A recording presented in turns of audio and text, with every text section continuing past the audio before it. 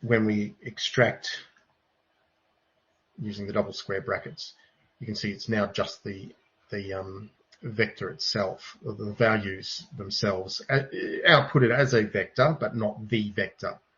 And this is important because if we wanted to, and if we use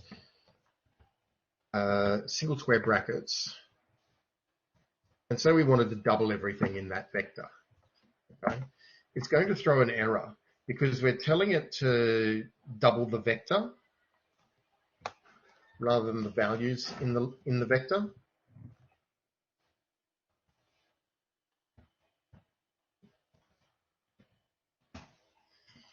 Whereas when we tell it to extract the values, we can then tell it to double them. So that can be really handy if a function outputs a vector or a list.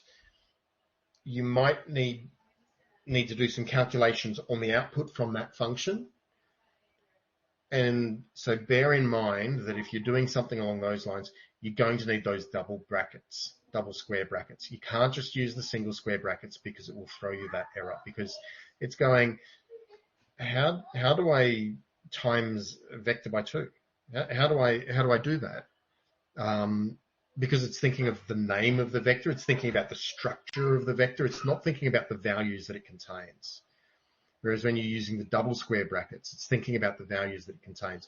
And so when you say multiply this vector by 2, it goes, yeah, no worries, I can multiply those values by 2.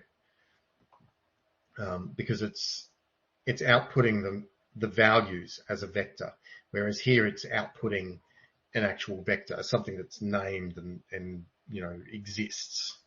So it's a little bit different. It would be like, if you went, hello, and then told it to multiply that by 2, it doesn't compute. And that's because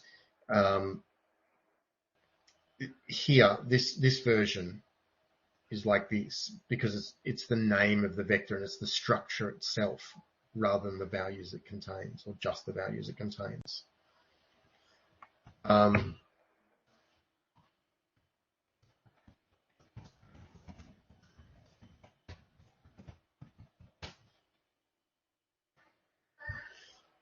So, for example, we could create this temp variable, and it could be, say, the box plot of comb, which you'll recall was the combination of the integers and the ordered factor. You can create this box plot. Lovely. But what is temp? Now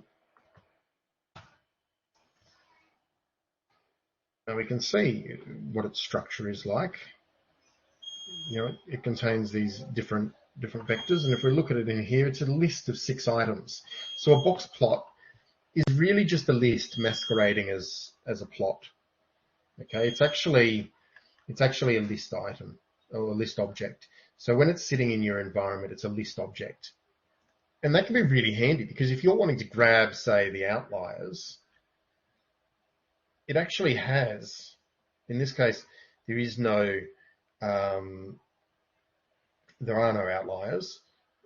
But if you wanted to grab the outliers from a box plot, you can actually get them the same way that we'd be extracting something else from the list.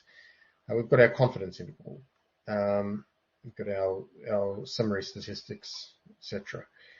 But if you wanted to, similar things when we're using, say, the LM function to do a regression analysis, you might have a p-value that's coming out or an r-squared value or something along those lines.